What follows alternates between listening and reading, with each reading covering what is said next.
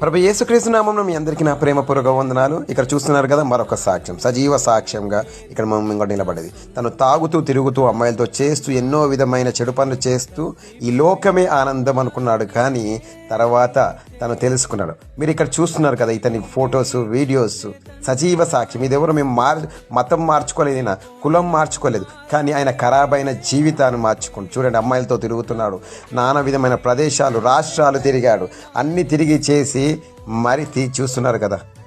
ఒక్కసారి గమనించండి. బాప్తిజం తీసుకొని ప్రభు అయిన యేసుక్రీస్తు వారిని నిజమైన రక్షకుని అంగీకరించి బాప్తిజం తన జీవితాన్ని మార్చుకున్నాడు. చూడండి ఎంత హ్యాపీగా తన పిల్లలతో. చూడండి, చూస్తున్నారు కదా.